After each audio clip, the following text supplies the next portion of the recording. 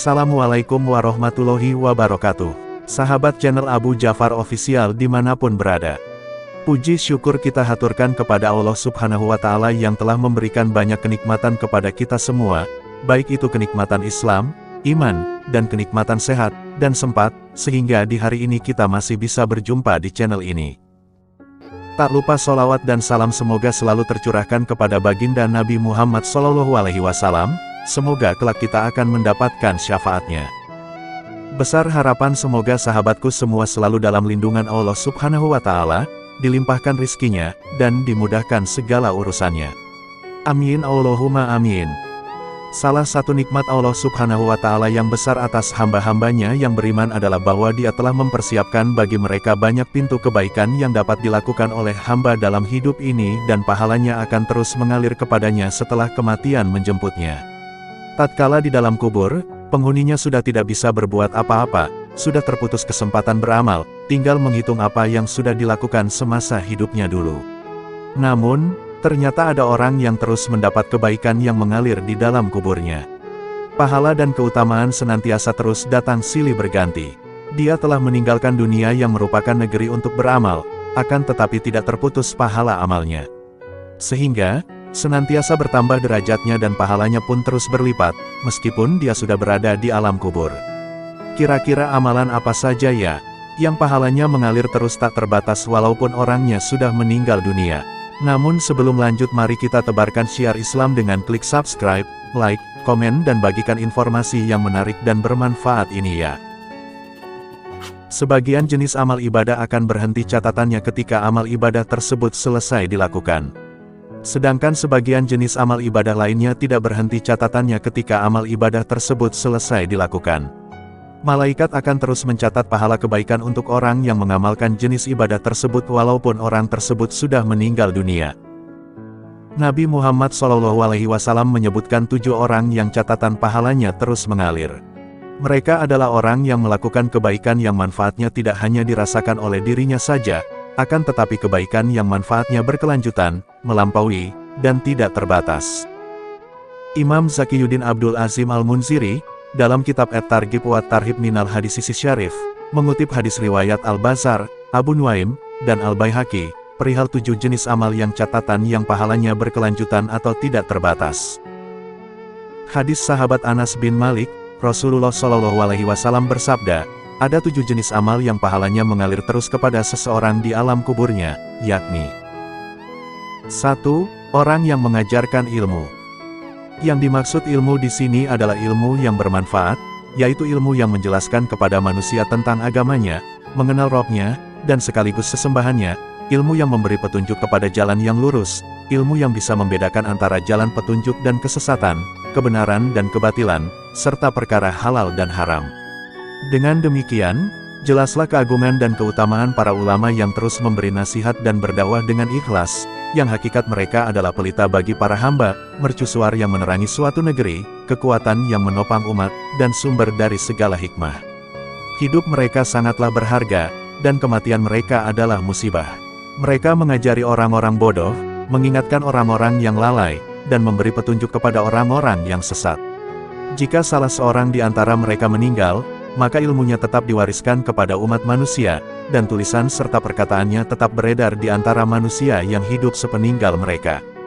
Dari amalnya tersebut, mereka mendapat manfaat dan menuai pahala. Mereka terbaring di dalam kuburnya, namun pahala diturunkan kepadanya, dan pahala itu akan terus mengalir untuknya. Dahulu mereka sering berkata, ulama meninggal, tapi bukunya tetap ada. Saat ini, bahkan suara dan gambar para ulama pun tetap terekam dalam kaset atau video yang berisi pelajaran ilmiah, ceramah-ceramah yang bermanfaat, dan pidato-pidato yang penuh makna. Barang siapa yang berkontribusi dalam pencetakan buku-buku yang bermanfaat, penerbitan buku-buku yang penuh faedah, penyebaran kaset-kaset ilmiah dan dakwah, maka dia akan berpeluang besar juga untuk mendapatkan pahala tersebut. Dan masih banyak keutamaan dan manfaat mengajarkan ilmu yang bersumberkan dari Al-Quran dan hadis. 2. Orang yang mengalirkan, mengeruk atau meluaskan sungai. Yang dimaksud adalah mengalirkan air dari mata air atau sungai agar airnya sampai ke tempat-tempat penduduk dan persawahan, sehingga bisa untuk menyiram tanaman, dan memberi minum hewan. Betapa banyak amal agung dan tindakan kebaikan yang bisa dilakukan kepada banyak manusia sehingga akan meringankan pekerjaan mereka dengan cara memfasilitasi kebutuhan air yang merupakan kebutuhan paling dasar untuk kehidupan. Termasuk dalam hal ini adalah menyalurkan air melalui pipa ke tempat-tempat warga, serta menempatkan dispenser di jalan dan tempat umum agar bisa diminum oleh orang yang membutuhkan. 3. Orang yang menggali atau membuat sumur.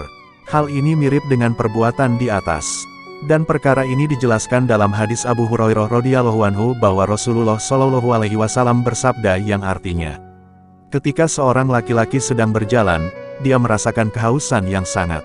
Lalu, dia turun ke sumur dan minum. Ketika dia keluar, ternyata ada seekor anjing sedang menjulurkan lidahnya menjilati tanah basah karena kehausan. Dia berkata, anjing ini kehausan seperti diriku. Maka, dia mengisi sepatunya dengan air dan memegangnya dengan mulutnya. Kemudian, dia naik dan memberi minum anjing itu. Allah Subhanahu wa Ta'ala mengampuninya. Para sahabat bertanya, "Ya Rasulullah, apakah kita bisa meraih pahala dari binatang?" Beliau menjawab, "Setiap memberi minum pada hewan akan mendapatkan pahala." Rawahu Bukhari dan Muslim. Jika demikian besarnya pahala terhadap anjing, lalu bagaimana dengan seseorang yang menggali sumur yang keberadaannya menyebabkan orang-orang yang membutuhkan akan banyak mengambil manfaat darinya?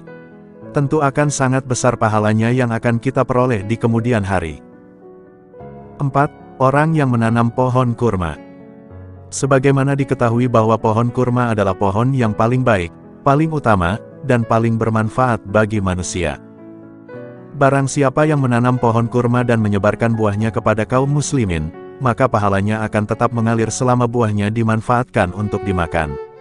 Dan setiap kali ada manusia dan hewan yang mendapat manfaat dari pohon tersebut, dia pun akan ikut mendapat manfaat berupa pahala yang terus mengalir.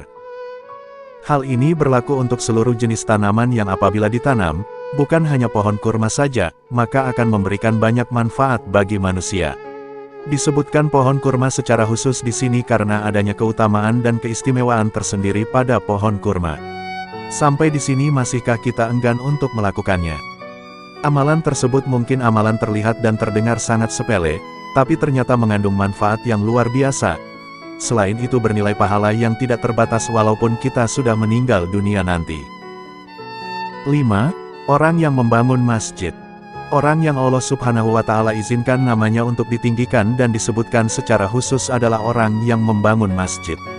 Apabila masjid sudah dibangun, dan sholat didirikan di dalamnya, Al-Quran dibacakan di dalamnya, dibacakan zikrullah di dalamnya, ilmu tersebar di dalamnya, kaum muslimin berkumpul di dalamnya untuk kepentingan besar lainnya, maka bagi orang yang membangunnya akan mendapat seluruh pahala tersebut. Masya Allah, begitu besar pahalanya orang yang membangun masjid untuk kepentingan bersama.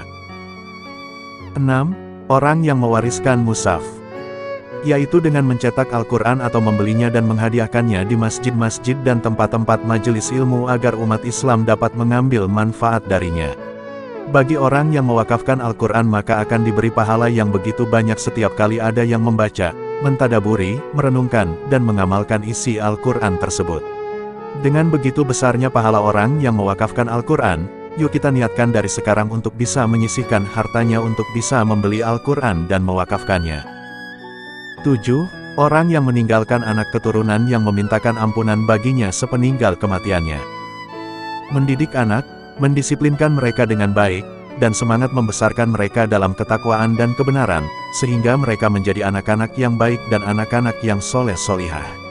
Kelak mereka pun akan berdoa untuk orang tua mereka dan memintakan rahmat dan ampunan.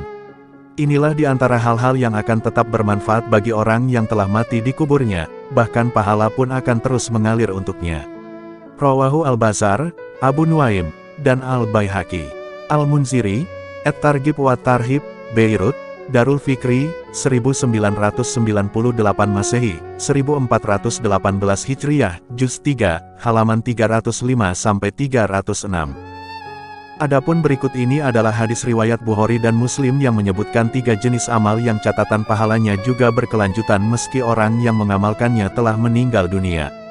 Dari sahabat Abu Hurairah, Rasulullah Shallallahu Alaihi Wasallam bersabda, bila seseorang meninggal dunia, maka amalnya terputus kecuali berasal dari 3 hal, yaitu sedekah jariah, ilmu yang bermanfaat, dan anak soleh yang mendoakannya. Rawahu Bukhari dan Muslim.